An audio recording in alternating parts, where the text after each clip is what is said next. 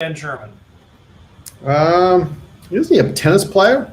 You don't even know when you have a guy in a shirt and I have the stupid shirt? That's ridiculous. Well, you have judo, so, you have two men grappling with each other. That's true. I do have two men touching on my shirt, so that is That's right. probably worse than your shirt. That's right. I have one man on my shirt, you have two, so what does that make you? The math checks out. I'm glad there's no one watching this. I think there's my thing says there's a few people in the chat. Oh, really? All right. Yeah. What I was going to say was really funny is whenever you have your adjustable desk, I can see the camera panning up and I can hear the little motor going on. You mean this?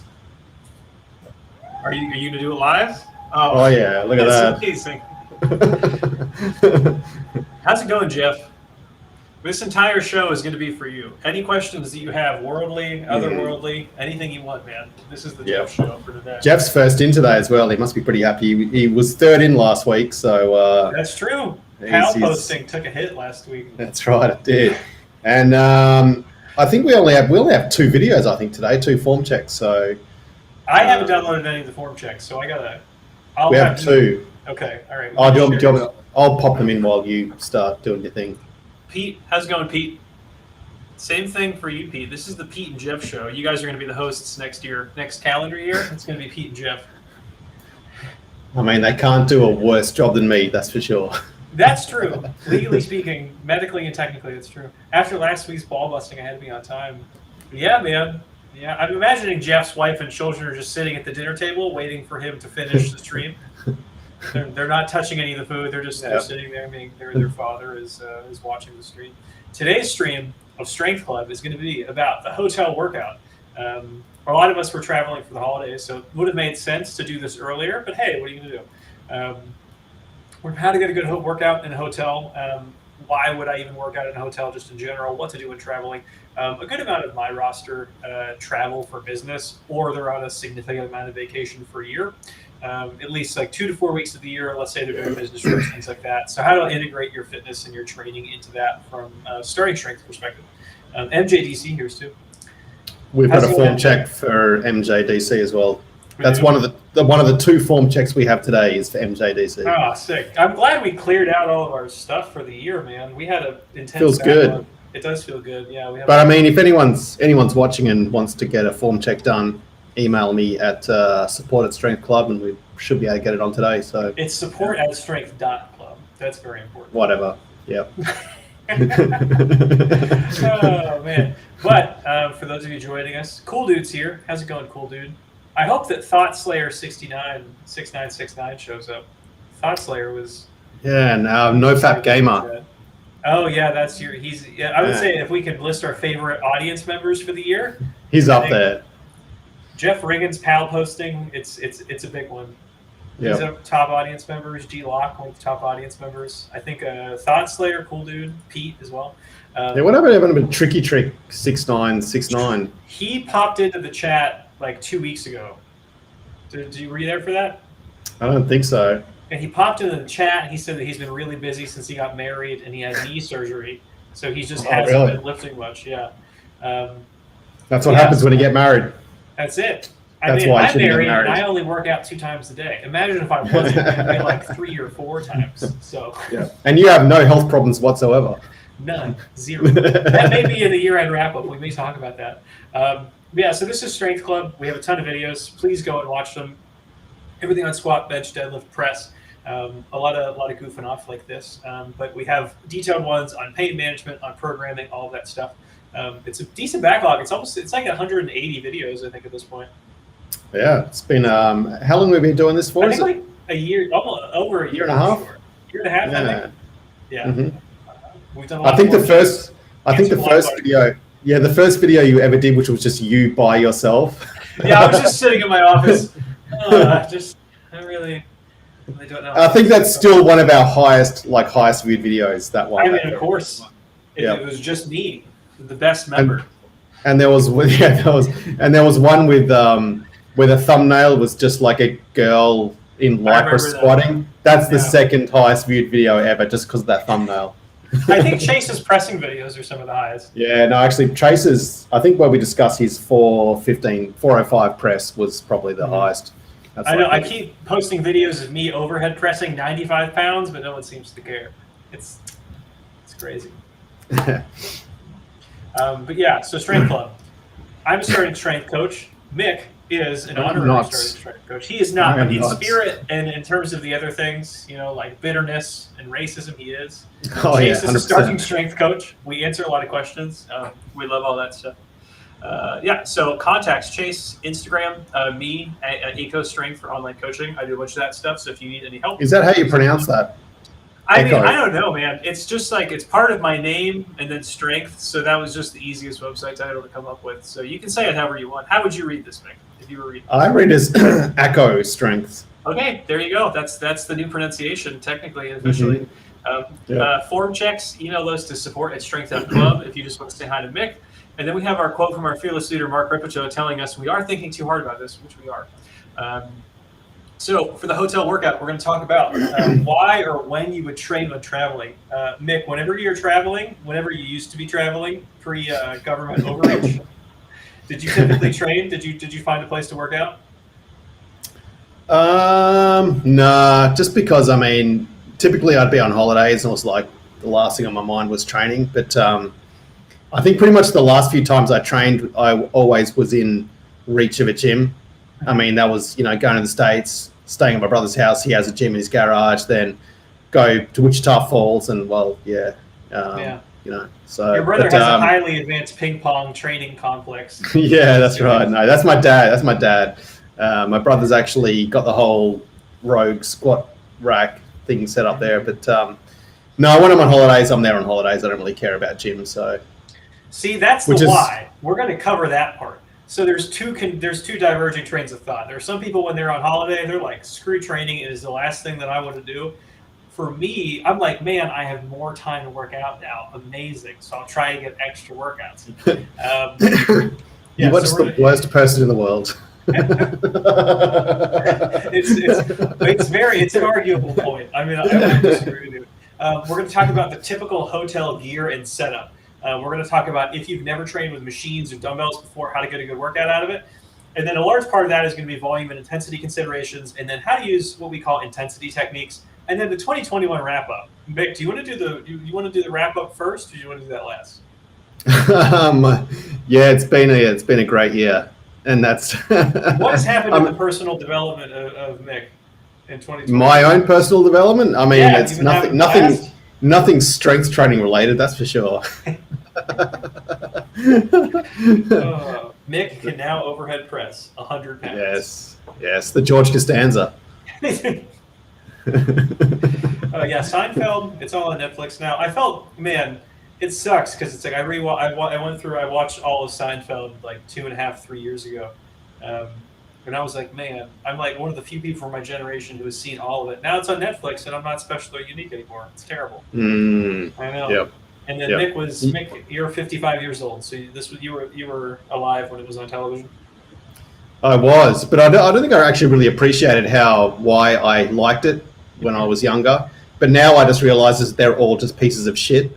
Yeah. And that's why I find it funny, because I can relate, because I'm a piece of shit. I know, it's the same thing. It's just like whenever I went through all of Curb Your Enthusiasm, I remember watching Arrested Development as a kid. I'm like, man, why do these shows speak to me so much?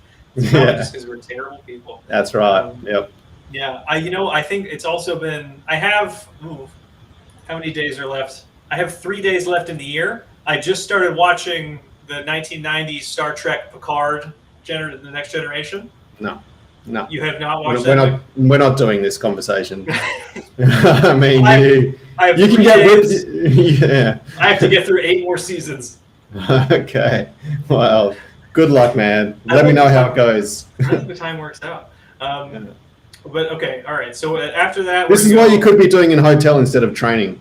Yeah, you could be watching all of it.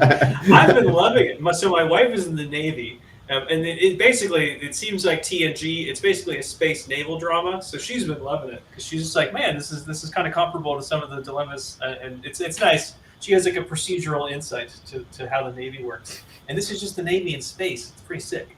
Can't tell you how much I don't want to be talking about this ever again right now.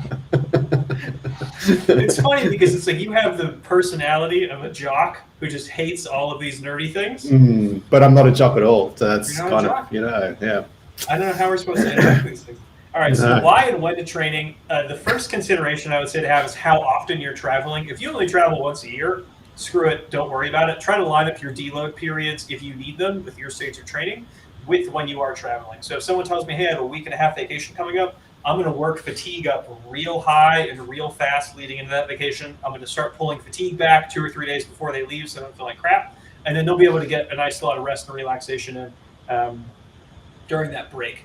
And a lot of people, when they are on vacation, they like to go and do physical things, whether that's going to the beach and swimming around. If you're walking around Disneyland and you're taking 20,000 steps a day and you normally take like 3,000 steps, if you're going skiing, things like that.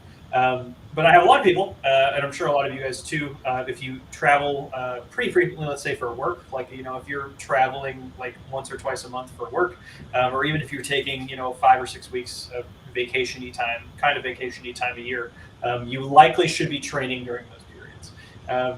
Mick already was in the firm camp of do not train during vacation. Yep. Yeah. And just, during regular life as well. That's it. Whole life's vacation. But yeah, I say the next consideration is how long you are traveling for. If you are traveling for just like 4 days, it's really fine. It's not going to break the bank. So like, let's say that if you're doing like a 4 or 5 day split or even a 3 day SSNLP, you're going to have that 2 day break. Extending that by 2 days is not the end of the world at all. It's really not a big deal. I think that's one concern that a lot of newer lifters have is like, oh, I'm doing the SSNLP. I'm like 2 months in. I have to go to a wedding with my wife, and I'm going to miss like the first 2 workouts of the week. It's like, that's fine. You'll be totally okay. Just take a slight offset, and you'll be back into it. If you're traveling, I would say for anything longer than a week and a half, like 8 or 9 days. Yeah, 8 or 9 days, I would say. I would strongly recommend getting some sessions in, even if they're just maintenance sessions. Like if you can't get to a barbell gym, just go and work up to one heavy set. If you can't, get in and out of there in 40 minutes. And I would say the next thing is, why are you traveling? If it's a work trip, I will tell people if you need to be really sharp mentally and you don't want to be fatigued, it's like a very important work trip, you're speaking at a conference or something like that, then maybe don't train so you can be on your A game. But for some people, working out helps them feel that way, so that's a very personal thing. If it's a family vacation, remember you're there to spend time with your family. So like I had a lot of guys who were training on Christmas. Actually, that would be a reason for me to go to the gym to get away from all of them. I need a holiday from this holiday. I'm going to go to the gym and do some heavy deadlifts for 3 hours. I can't actually. I'm sorry, I can't come to dinner. I got to lift tonight. You flew here. I can't go on this 6-hour bushwalk because I've got DOMs. You're like, oh, sorry, I can't seem to muster it up today. That's a good point. Family vacation. If you're overwhelmed by family vacation, maybe take a break, take some you time, take some Mick time. But if you're there and it's a week, you're there to spend time with your family. They do not care about your gains. Presumably you are not a physique model, and then your family only likes you because you're shredded. That's probably not reality. How's that working out for you? Oh, it's working out wonderfully. I mean, I don't live in reality. I have a fake job on the internet. Who knows? I just take trips around the country and teach people how to move sticks around. It's really weird. But yeah, so family vacation, spend time with them. That's priority number one, of course. And if you want to be very anal about it, you can say you're facilitating future training, because it's like if you ruin a family vacation because you have to go get your lifts in, those people are going to be less likely to support you in your training later on. And then the why and when to train when traveling, I'd say the last thing is, can you find a real gym? If you can find an actual local barbell club, there's a ton of them nowadays. They weren't as common a few years ago, but they're popping up all over the place, even the CrossFit box. YMCAs, or God forbid, an LA Fitness. LA Fit, you can at least get some good benching if you're doing LA Fitness. But if you can find one of those, just continue your training, as is for the most part. Typical hotel gear, you're going to have generally at minimum dumbbells up to 50 pounds. I worked in commercial real estate before I switched over to being to get into the coaching industry. It is for insurance reasons. You're like, why can't they have a 52.5? Why can't they have a 55-pound dumbbell? It doesn't make any sense. For insurance reasons, they think that anything past 50 pounds is going to be some sort of crazy, dangerous thing. So there's like a huge premium on anything heavier than that. So more often than not, it's just going to be 5 to 50, and there's going to be like 1 or 2 treadmills in there, maybe an elliptical, maybe a bike. Bikes are very rare, I would say. And then the best case scenario, if you're going somewhere nicer, it's going to be like a cable stack. You'll have a single or a double pulley, and then some sort of weird utility machine. A lot of times it's a lat pull down and a chest press, or it's like a rowing machine and a chest press, or it's like a leg extension curl combo. Sometimes you'll find something else. But yeah, it's a best case scenario. That's really what you're working with. But more often than not, it's really just dumbbells and body weight. And then I would say intro to machines and dumbbell training. You're not going to be able to get away with fives. It's just not going to happen. If you are, let's say if you're very weak, so let's say if you're benching like 95 pounds, and then you're like, hey, I'm on my NLP, I just want to keep the momentum going. And then you go and get some dumbbells. Maybe you could do fives, depending on how strong you are. This is going to go into the criteria, or go into number 3 and number 5. But your rep ranges are going to have to increase. Basically, you just want to get yourself within a few reps of failure on whatever movements you're doing, and you're trying to replicate the movements that you have been doing typically.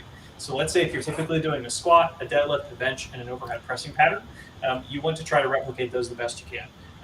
Unfortunately, you really won't be able to replicate a deadlift pattern 95% of the time, and it's very hard to replicate a squatting pattern. The overhead press and the bench press, you can do variations for those all day.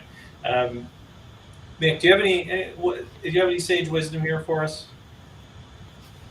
Not really. All right. I mean, you pretty much covered it. So just checking in, dog. That's it. I don't just. Yeah, we do have a question from Cool Dude though. He says, "Does the hotel workout include 1 ounce pick and 16 ounce UPS at the bar?" I don't even know what the hell that means. Pickups. It's pickups. He does not mean the United Postal Service. Okay, I have no. All those words don't make a lot of sense to me. The joke has been missed. A Cool Dude. He's from Australia. I don't know what they call their mail system there, but for some reason he has confused pickups. But yeah, man, Mick, you drink, right, Mick? Alcohol or just in general? Not just water. Rarely, but yes. You used to back in the day, presumably? Back in the day, back in the good old days. Back in the good old days? When I was happy. Yeah. There was a tight correlation between happiness and alcohol. Yeah, when I was married, I used to drink a lot. Constantly. It's crazy. Just every night, yeah. Driving, when you were sleeping, you had an IV hooked up. Yeah. But yeah, I don't drink personally. I don't find it super fun. Well, I'm shocked. Are you shocked? You're shocked. I'm absolutely shocked. It hurt. Honestly, it hurts my tummy. It does. Alcohol does not sit well with my stomach. I think it's an allergy thing. But all right, we'll get back to the serious comments. So your goal within a hotel workout is to find the heaviest relative movements that you can. So like if you're trying to do some bicep work, it doesn't need to be, I'm going to do 50-pound bicep curls for like sets of 3. It's not like that. But for the primary movements, so like your overhead press, your bench press, a rowing pattern, or a squat, you want to make those as heavy as you can. So if you're thinking, I only have a 50-pound dumbbell, I can't really squat very heavy with one 50-pound dumbbell, you could probably hold 2 of them. And you may be able to put some more in a backpack and then do goblet squats, So it's like 50-pound goblet squats for a set of 20. Like that's really freaking hard, Regardless of how much you squat. So you need a backpack. You're saying you need a backpack now. Yes, that's true. You probably have a backpack if you're traveling. I'm gonna be honest. Unless you just have someone else carry all of your stuff for you. Ooh, this is nice. There we go. Yeah, loveface.xyz. Was this you, Mick? Online strips without clothing. Is this NoFap Gamer G? That's a tautology, isn't it? Oh, we're getting spammed. Love it. Ooh, online strips without clothing. No, I don't know if it's tautology. I think it is a contradiction because you can't strip without clothing in the first place. So if they're establishing the condition that there's no clothing just in general, you cannot strip from that. Yeah. So they might be just taking a bit of skin off as well. That was the Ben Shapiro segment for the day, everybody. Owning Chinese chatbots with facts and logic.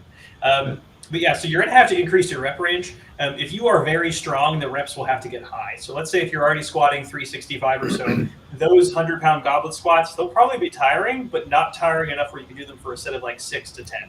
You're going to have to take that up, and we'll talk about intensity techniques for after that. If you're already benching 250, those 50-pound dumbbells are going to feel like feathers. So you're going to have to incorporate other things that you can do. We'll talk about that with bodyweight machines. So if you are lucky enough to have a machine, you can generally, let's say full stack, they're decently heavy. And even if it doesn't feel heavy, they're generally so inefficient that you can pull the reps down to like an 8-6 area. But for a lot of things, you're going to have to do higher reps with it. If you can substitute it in a body weight movement, so let's say you could do dips instead of an overhead press, it kind of sucks. You can do weighted push-ups as opposed to the bench. That's a really good substitute. More often than not, most people are going to be stronger than the machines on those bigger movements, So it's like if you have this crappy old like chest press machine that you can't really get full range of motion with, you'll probably be able to max the thing out if you're decently strong or halfway strong guy.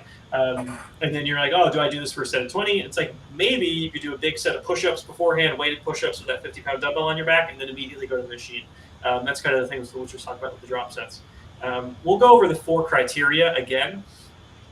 Longest range of motion, most muscle mass, or longest effective range of motion. Effective is very important here. Most muscle mass allows it to be loaded and has a training response. Having a training response is more, it's less important here because, you're not planning on doing it chronically. It kind of comes into play like if you were going to say, oh, I want to do a Turkish get-up where like I lay on the ground completely prone, I have a kettlebell on my chest, and I stand all the way up with it overhead. That uses a lot of muscle mass, and it goes over a very long range of motion, but you can't really use much weight, and the range of motion isn't very effective for what it's worth. You're kind of doing one overhead press and then one shitty squat and kind of a sit-up. So something like a push-up, if you can do a deficit push-up with weight, that is a long range of motion. You can use a decent amount of weight with it because you have your own body weight plus the dumbbell on your back or in your backpack, and it definitely will have some sort of training response. Let's go next. Volume and intensity considerations. If you are doing this within the scope of the SSNLP, realize that you're not doing very many sets per workout. So you're probably adapted to 3 sets of squats, 3 sets of some sort of upper body movement, and then one set of deadlifts or a few sets of cleans, plus some chins. So if you are doing your chins and your deadlift, let's say you're at 9 or 10 sets per workout across your whole body, right? So let's say if you end up doing 10 sets of some sort of dumbbell movement for your chest and some push-ups, you are going to be absolutely wrecked, right? So if you're walking around Disney and you're like, oh, I'm typically used to doing 3 sets for my legs, and then you're like, I want to get a good leg workout in, so I did like 6 sets of goblet squats with 100 pounds, you're going to really feel that the next day.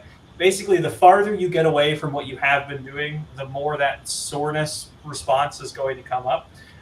You have to figure out what you're adapted to. So if you're an intermediate trainee and you're already adapted to like a fairly decent amount of workload across the week, you likely can still replicate those volume totals. If you are not used to doing a lot of volume and then you all of a sudden do, you're going to feel pretty beat up about it. And then you have to reconcile that with what you've been doing. So if you are at that business trip and then you need to point at the board, but your biceps are so sore you can't really do that, or if you're walking around Disney and your quads are sore as hell, it's probably not a good look.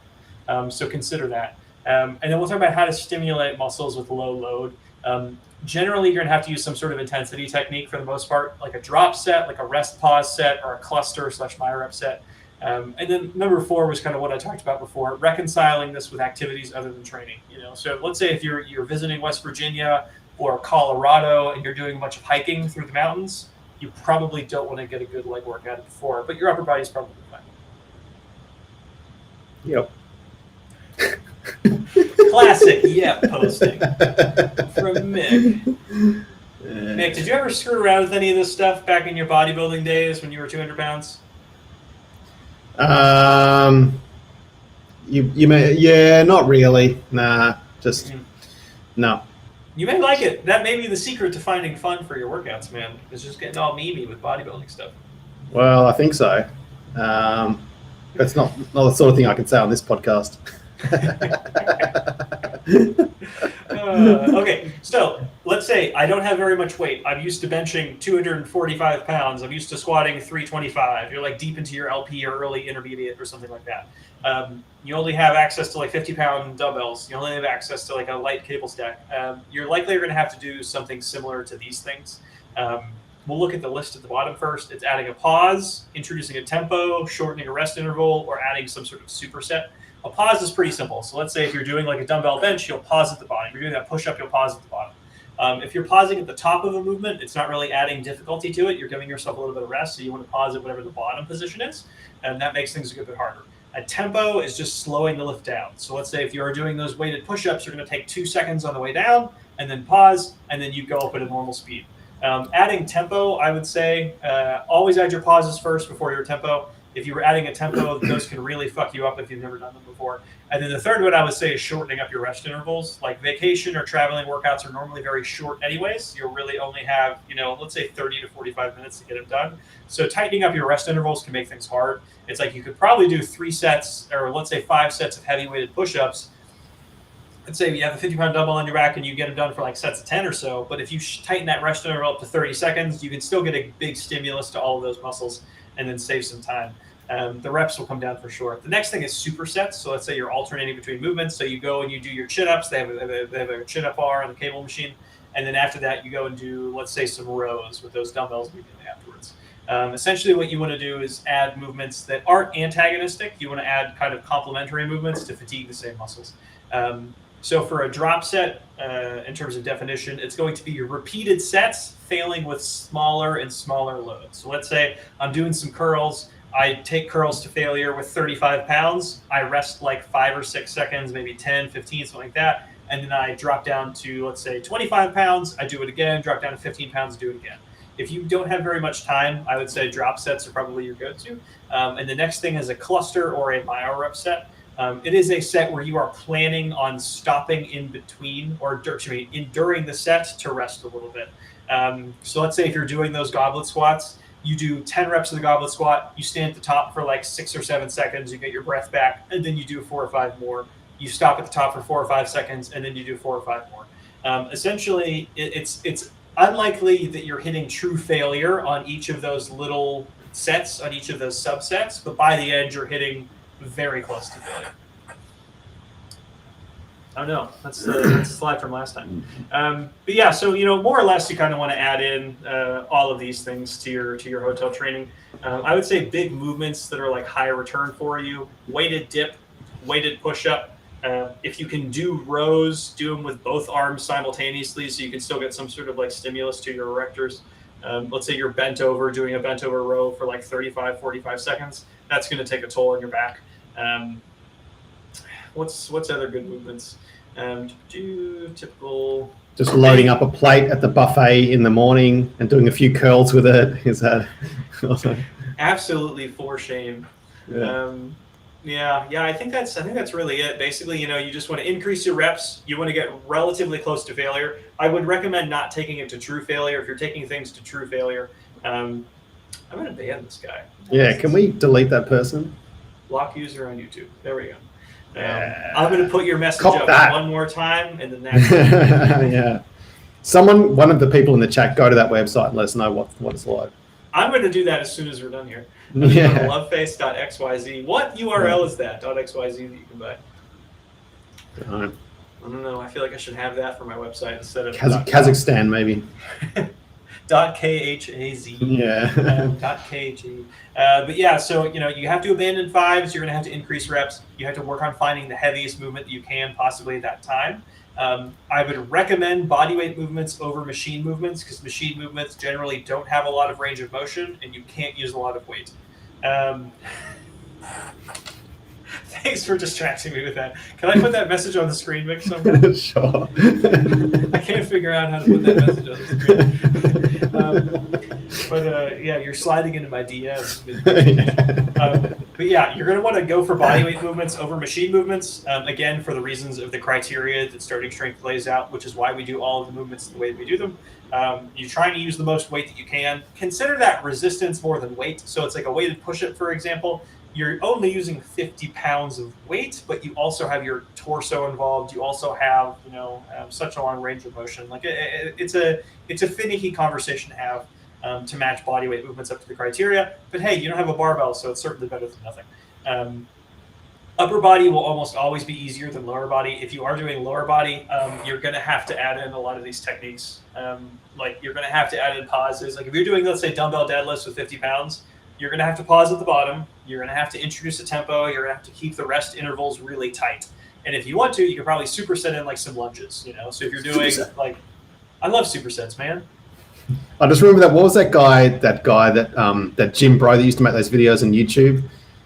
Don Mazzetti? Yeah, that guy. He was like, superset! Man.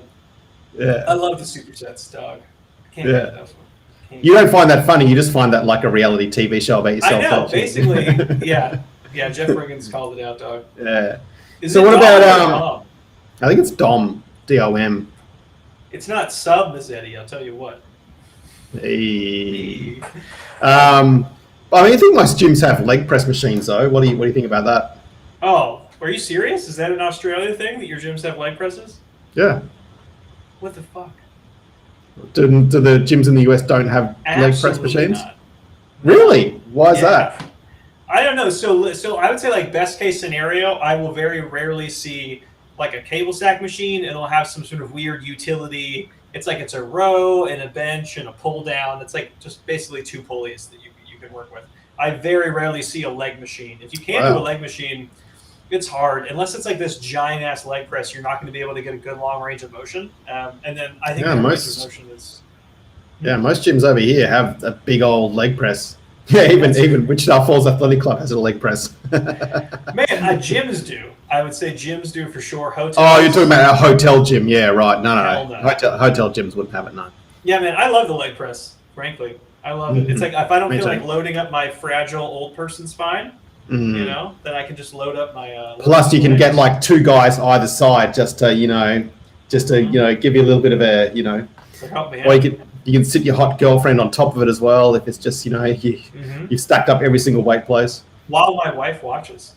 Yeah, okay. nice. Jeff Riggins doing some research in the field for us. He said that site leads to a cam girl site. I would imagine. I would imagine, man. They use the heart emoji, the check mark, the squirting, then the kissing, then the letter.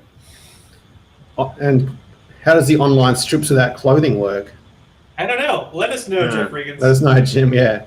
Yeah, just rack up a big bill, send the invoice to support at strength.club for the market research. We'll get that back to you. I'll get that paid ASAP. ASAP. Yeah. Plenty of squirting. Plenty of squirting with thumbnails. I don't know what these people are doing with squirt guns. I don't understand what this means. I'm going to have to look that up later. I'm going to click on the link, and then we can share that experience together, Jeff Riggins. Does cocaine and hookers in the hotel also count as a workout, in your experience? Absolutely not. That would be a sin. Multiple sins. I'm also very religious now. Yeah, man, I'm Jewish. Jeff Riggins. If it's the starting strength, we know we trust the science. We follow the science no matter what. Okay? Yeah. That's it. And if you disagree with us, you're disagreeing with science. Jeff Riggins, if you say it's for science, I'll believe you. I'll be right on that website as soon as humanly possible. Is that not a sin as well, though? Trusting the science. That may well be. I don't know. I don't know how orthodox I am. Oh, what is Conor Murphy's new secret to naturally raising testosterone? Please let us know, Theodore. Is it cocaine and hookers?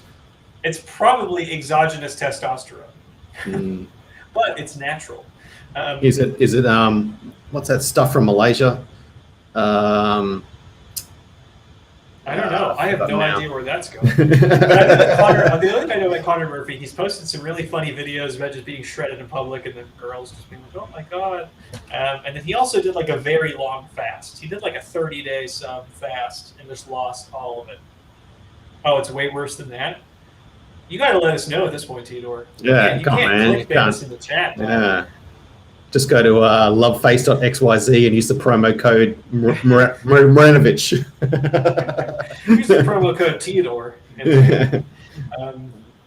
But yeah, so in a serious note, when I lived in hotels in 2021 for around 4 months. He drinks other men's baby batter. Oh, dear God. Thank you, Jeff Riggins, for letting us know. Thank you for providing this vital information. God damn.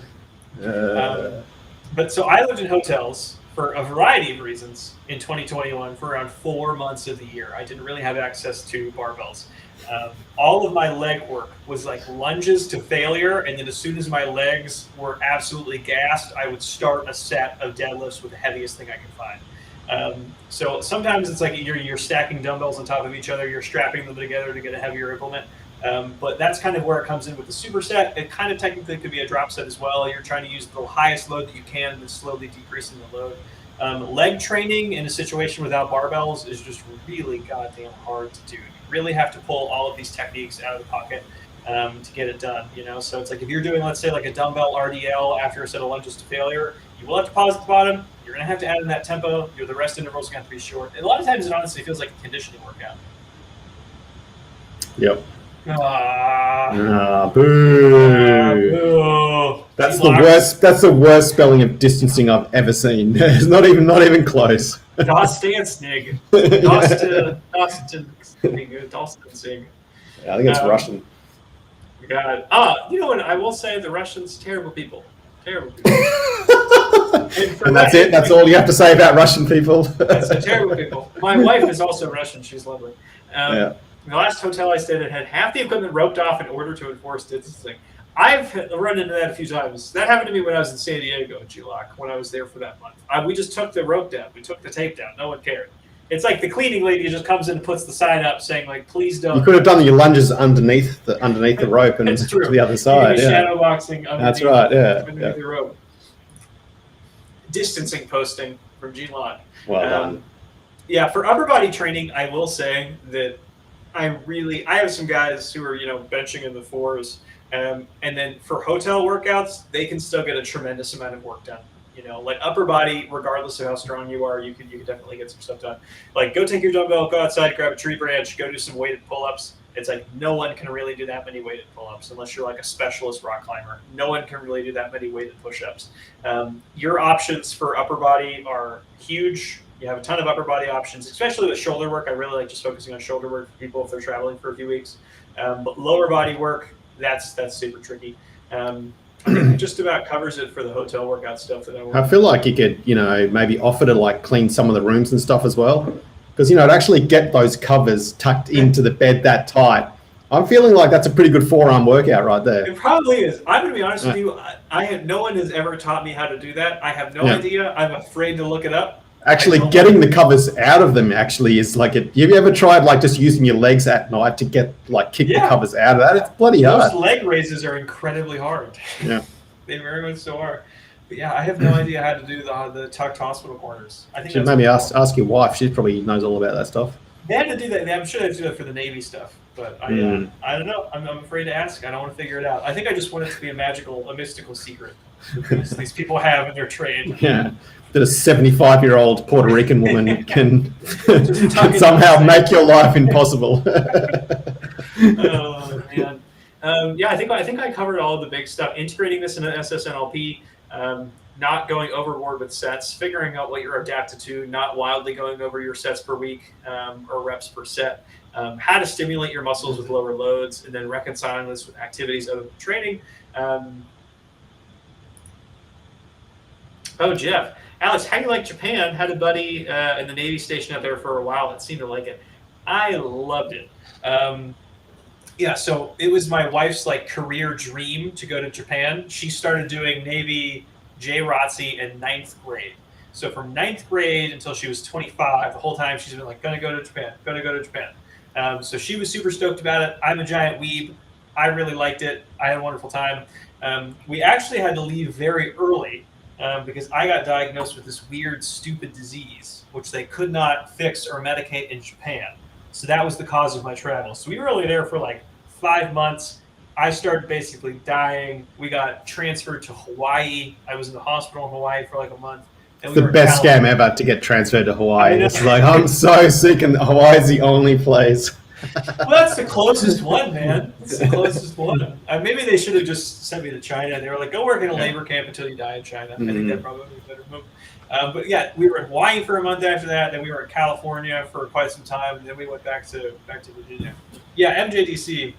That's where we were at. We were in Sasebo. My younger brother was stationed in Sasebo. Love Japan. It's amazing. I'm gonna try to get back there as much as I possibly can. For real. If you are a very anal person who loves routine and discipline and cleanliness, you will love Japan. It is wonderful. So Mick, you'd probably blend in. I got about 3 out of 6 of those ones. This is what I was talking about the Russian people. Yeah. we're still waiting for Theodore to answer that question about what Conor Murphy's. I think it was this. It was that, was it? I mean, I hope not, but I would imagine. Why does it have to be other men's though? Like, is it because he can't produce enough of his own, or then he would be like a perpetual motion machine, and you can't have that. Mm. He would just be breaking the laws of physics if he ended up doing that. Mm. But all right, I'm gonna keep going through this because I want to make sure I didn't miss anything. It's very important. It is. It's terrible so much. The most important podcast on the internet. I mean, really, that's how we should start the show. Be like, welcome to this. With some jazzy kind of music as well. Mm-hmm. Yeah. I think, honestly, if you played the jazz live for us, I have no idea how to add a soundtrack to a live stream, so Mick would have to come in, play the song, and then leave immediately. Yeah. What would have to happen.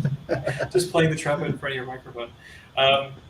Yeah, I think we covered everything. 2021 wrap up. Is there anything you learned or changed your mind on, Mick? Over the year, in terms of strength training, or just generally? Anything, man. Anything. Freedom is good.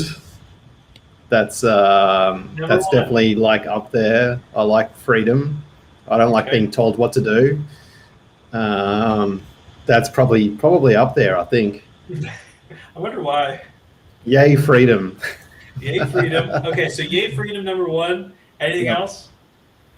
Nah, just like it's mostly just music stuff, which is going to bore the hell out of everyone. So except for me. Except for you. Working hard. I mean, okay, so no, this is actually hard work and trying to become really good at something. I think that's what I learned this year, is actually just in the process of trying to be really, really good at something. I think that's what I learned. Do you think this is satisfying? Has this been one of the first opportunities that you've had to like go full bore into something like this?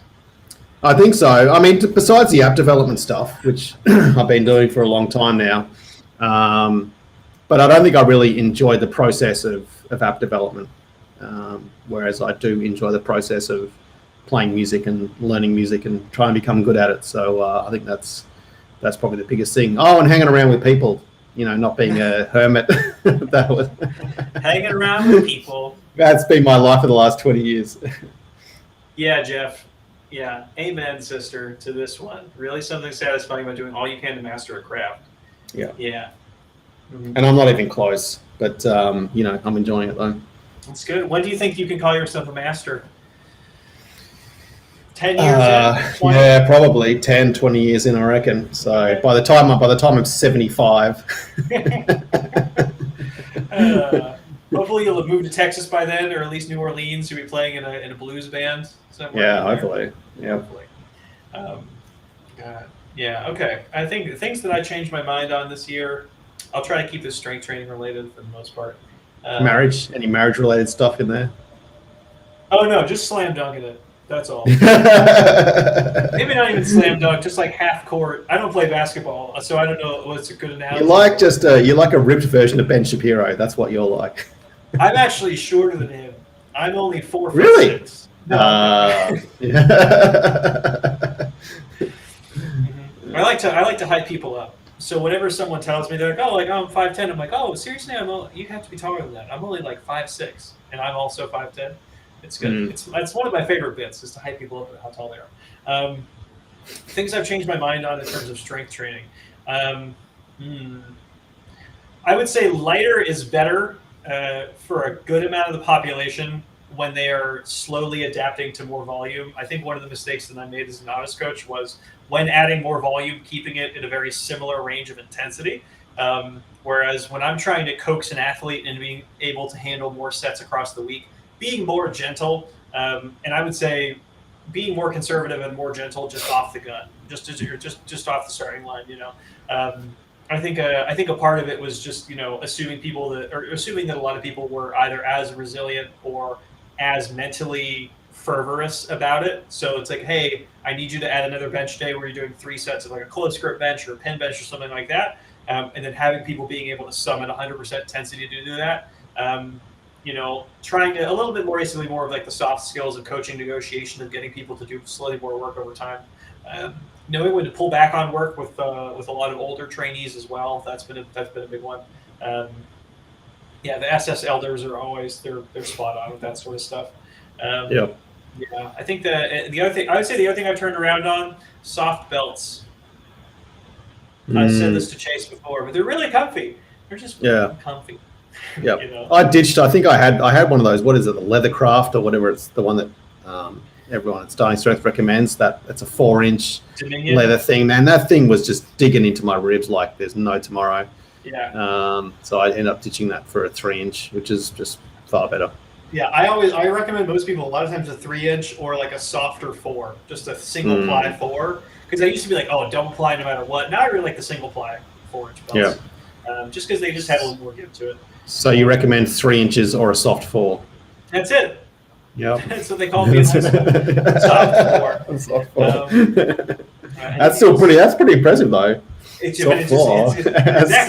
a hard 3. So it just back. Right. It's a medical mystery. Yeah. Ask the ladies what they prefer, a soft 4 or a hard 3. See what they say. We're like, please get out of my house. Yeah. How did you get in here? Yeah. Never tried a belt, honestly. You know, that's another thing is that for a decent amount of my trainees that I've added on this year, I've just delayed putting a belt on for quite some time and just tricked them into thinking that it's normal to be squatting 350 or pulling for something without a belt and then adding it in a little bit later. And they're like, wow, this is great. Before, I think I was a little bit too overly eager to do it. And I found that for a lot of people who aren't super athletic, the belt can really complicate back extension, you know? So there's no need for it, I would say, for someone when they have other things going on, you know. Don't add the belt overly early because a lot of times it just screws things up. I've had to get pretty resourceful with training because a lot of stuff that's happening. Like I lived in a hotel for 4 months this year, so figuring out how to train not with barbells, that was definitely pretty weird. Anything else strength training related, Mick, that I've changed my mind on? You know. Nah, man, you're rock solid. It's just do lots. Do lots. Be at the gym for 7 hours a day. Oh, man. Get into the bodybuilding lifestyle ASAP. That's it, man. Just cover yourself in oil every morning, every night. Yeah. Should we do those 2 form checks? I think I popped dog. them. All right, they're in the Dropbox? Yeah, I popped them in the next folder. Oh, plans or goals for 2022. Oh yeah, Mick, you start with this one while I pull up these videos. Train more because I've been pretty slack this year. So yeah, definitely getting into a better routine. We're talking strength related or just generally? I think this is just a general one. Generally, my main thing is just I want to be much better at music, playing music, getting more gigs. Yeah, and that's about it. I'd like to go to the States to visit my brother and his kids. That's another goal. They're in like West Coast, right? Yeah. Don't dox them, but okay. So you have to go to the worst part of the country to get that done. That's sad. Oh, literally the worst part of the country. So, in terms of but not travel wise, because if I had to go to the East Coast, that's about a 4,000-hour flight. So. That's 800 million hours. Yeah, it's my excuse for never ever visiting you. Hey man, I'll visit. I would love to come to Australia. My wife would love the Australia vacation so much. All right, here we go. We got our boy MJDC.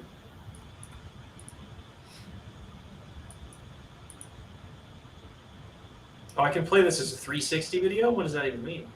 Okay. Do it. No. Who knows see what happens. Let's see what happens. It just comes right in front of his crotch. That's it. It's gonna rotate around. Yeah. All right, we got the bench going on here.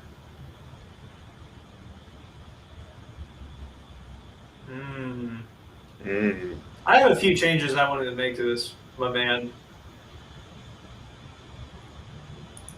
Okay. So first thing, I think the bar is sitting a little bit too high in your hand. I would recommend, let's switch to this view. I would recommend shifting to a little bit more internal rotation like this. Try to get the bar more over here, right along the base of your pinky side palm, rather than being up closer to the pinky. I think you're doing a really good job of keeping your wrists where we want them in terms of angle, but the bar is a little bit high in your hand. The next thing is the head position. You are collapsing your chest down and picking your nose up as the bar is descending. That is the opposite of what we want. We want you to have firm pressure back into the bench. Even if you're not pressing with your head, still extending your thoracic spine to kind of aim your pecs up at the ceiling. We do not want you collapsing downwards. If you're collapsing down, it's just a weaker position through and throughout. Yeah. So look at how high up your head is off the bench at this point. And then the chest position just collapses down. Sometimes you could use this tactically or strategically and then jam your chest back up into it, like at a very precise moment. I don't really think it's worth it. You could probably just get away with a little bit more active leg drive and be totally fine. Seems like we have 235 on the bar. You were having a lot of shoulder problems with a very close grip bench, maybe 10 pounds heavier than this. So it's good to see that you're getting back to the heavier weight. Yeah. Any comments on this one, Mick? For our boy? No, I think you nailed it there. I was waiting to, disagree with you about something, but you got it right. So I know. Green yeah. Green tick for you. They got the Mick seal of approval. MJ said, I noticed the head thing when I went back and watched the video. I had no idea it was doing that. Yeah, so a lot of times what's happening is that you're thinking about dropping the bar too low. The bar is coming down like this, right? And then you're lowering your chest with it. So you're not letting your your arm freely glide around your rib cage. You're bringing everything down together. So the head will come up as I'm lowering the elbow, and it kind of creates this awkward position. Think about having your chest and your arms being completely independent. The chest is going as up as it possibly can, and then the arms are coming back on their own. That way, hopefully, we'll be able to stop the head movement. Let's see. We got one more here, boys. From Resident Wizard. I don't know. Oh, my God, this is him. Okay, all right. I'm finally putting the face to the name here. Well, who's this? This is Haim Chapaev. Haim Chapaev. Yes. So, yeah, absolutely, MJ. Yeah, keep sending your stuff in, dog. Yeah, this guy's a very solid lifter. I would love to program for this guy. Yeah, we've seen a lot of his lifts. They're all very consistent. Well, he was complaining to me that he goes, you guys never form check my videos. And I'm like, I'm pretty sure I've done a bunch of them. Yeah, I think it's just under a different username. Oh, maybe. Yeah, because I don't think he normally sends his stuff in under Haim. Well, I think I actually beautiful. I actually changed his username. Yeah, he emailed me directly. Anyway. Okay. All right. So first rep, he should have stayed in the hips for a little bit longer. Theodore, if you're still watching this is what I've been harping on your squat videos. This is what's going to happen. Still trying to drive with the chest a little bit. I'll try to pause it right at the moment where he switches from hips to chest and fails in this third rep. So hips. Boop. So right at this moment, you see that there's going to be a very subtle forward and rearward rock. Generally, that is an indicator that the lifter is trying to drive their chest up. When they drive their chest up, generally, sometimes they'll be able to power through the movement if it's sufficiently light. If it's sufficiently heavy, they're going to basically dump forward like this. So what we're going to see is basically he's going to try with the chest and then collapse back down. We're going to go back to this last rep again. See if you guys can see this little rock forward. It's like, whoop, this little rock again, right there. Can you see that, Mick? Yeah, I saw that. Yeah. Okay. Right there. Yeah, and now he's he's right forward there, yeah. again. This is a bad position to be in with power. And it's kind of hard to tell. If you watch enough videos, you'll be able to see these things. But his knees have collapsed at this point as well. So he has lost control of the knees. He's driving with the chest. He's rocking forward again. And then when this happens, you're just not really going to be able to fight too far out of it. If you are a very skilled lifter, you can basically freeze the bar in position, get your hips back up a little bit, and then finish it with your back. But ideally, you just want to avoid this in the first place. So, Mr. Chapaev, I would strongly recommend emailing us to tell us how to say your name. So first things first, email Mick a phonetic spelling of your name. That would be great. Second is staying in your hips. So when we say stay in your hips, it's not like you don't say this to someone who isn't driving up their hips at all. So if someone's driving up their chest the whole time, I'm not going to tell them to stay in their hips because they don't know how to do it in the first place. He is very clearly right there. The hips are coming up. He's driving. He's starting the ascent with his hips, but he's not finishing it with his hips. I would honestly say practice it with 135, 185. All of your warm-ups really just over-exaggerate the hip drive. Think about turning it to a good morning, and then you'll kind of balance it out on your working sets. You won't actually be doing a good morning. But yeah, man, if you stay in your hips, you'll be golden on this one. What do we think's on the bar here, Mick? What do you think, Zach? I reckon it's probably about 265, maybe. Okay, so we got 245s, a 25. Like a 20. Is that a 25? Is it look? Yeah, the third plate was it looks like a 25, I reckon. Okay, so we got 285 here, and you're failing for triples. I remember this gentleman, he was telling us that he was kind of doing alternating, so it's like on some, like increase 5 pounds, hit it for doubles. The next week, stay at the same weight, hit it for triples. Yeah, I think you may honestly just want to extend that cycle. So think about like increasing those reps every like 2 weeks, and then adding in a supplementary squat session where you're doing a few lighter sets, not much lighter because you still need to keep the weight very relevant for you. But like take it down to like 255, right? And then hitting that for sets of 4 or something like that. And then when you go back to 285, you'll feel a little bit stronger. Yeah, he actually wrote. I'm trying to pull up his email. Oh, sick. To see what he said. He says, "What am I doing wrong here? Are my knees too forward? Is the back angle reasonable? I think the bar is over my toes instead of mid-foot. I used to try to keep my knees back, and that would make things more difficult. If I squat letting my knees go naturally forward, I'm having much better time under the bar. What do I do to keep the bar over mid-foot? Thanks." Drive with your hips, dog. That's really it. So you are correct. The bar is getting forward, but that is because you are lifting your chest and then letting the knees slide forward.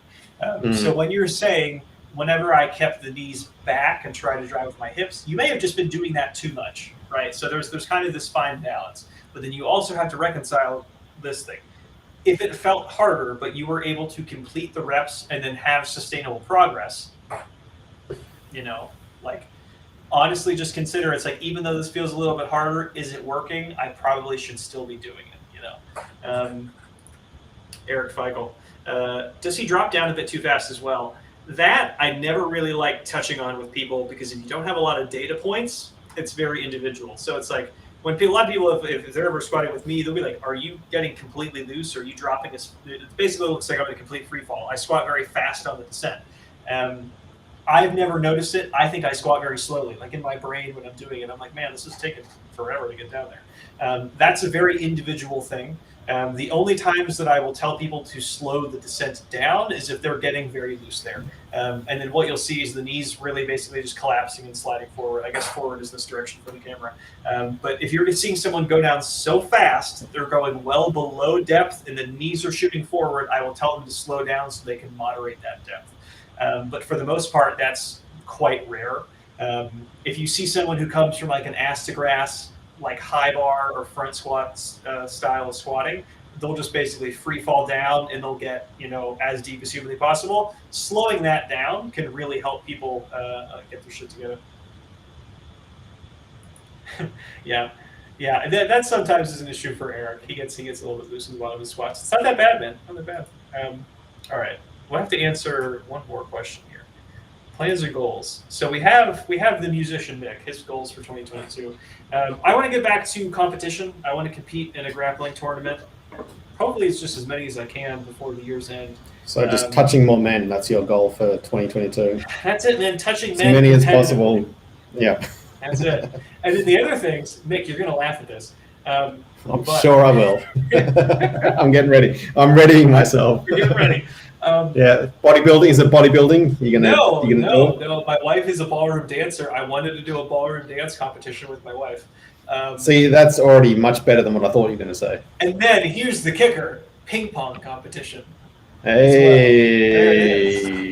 there it is. You're going to play competitive ping pong. I need to find some sort of physical outlet for my urges to do athletics that don't involve me getting grievously injured, and I don't think that's going to happen at ping pong. Probably not. You'd hope not. I would hope not. Otherwise, you're doing it wrong. Unless someone shoots me at ping pong. You could get a ball in the eye. Yeah. Could get a ball. But you can also get that in. Yeah, you can also get that in grappling as well. So you can. I got kicked in the nuts today grappling. It did not feel great. Did you? See, to me, that's funny.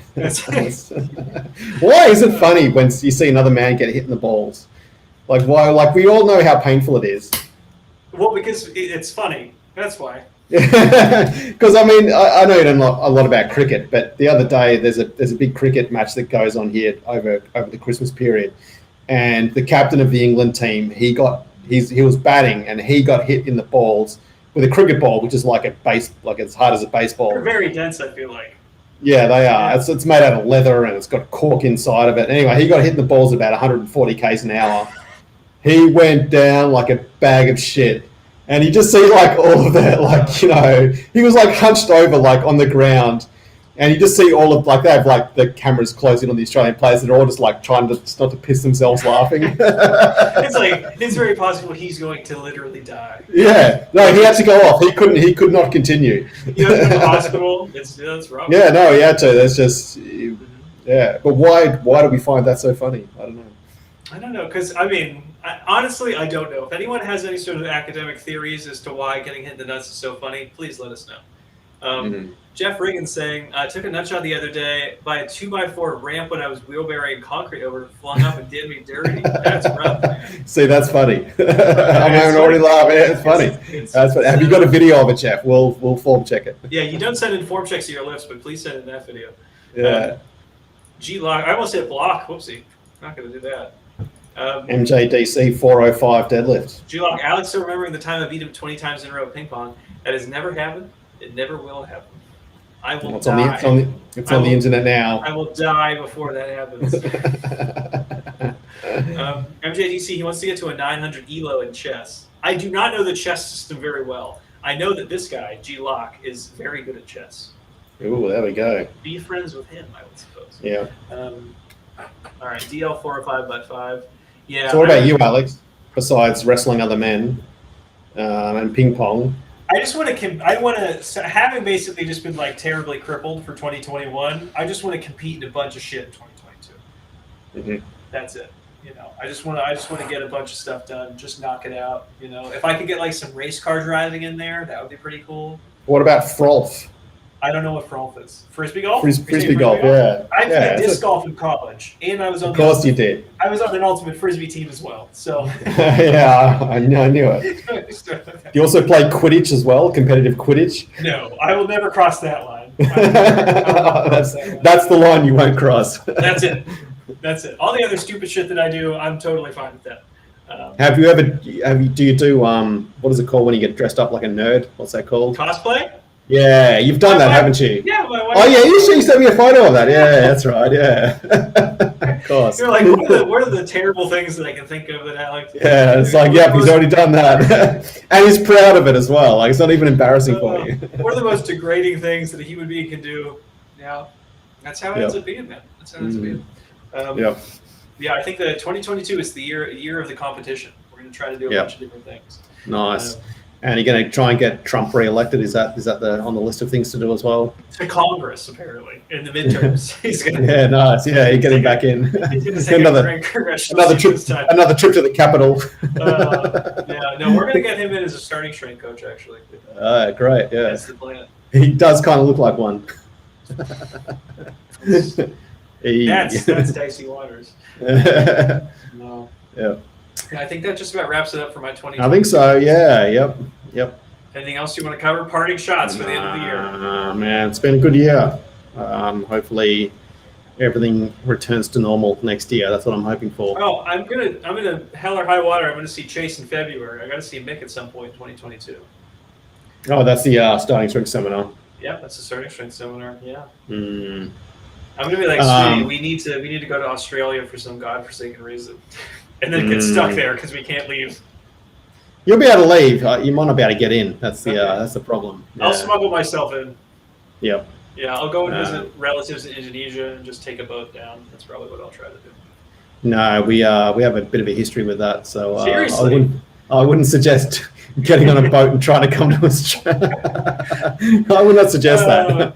A young starting strength coach murdered by the Australian Navy. Yeah. No, it just wouldn't never be heard of again. It would not make the news. Would not make it. It happens so many times a week at this point.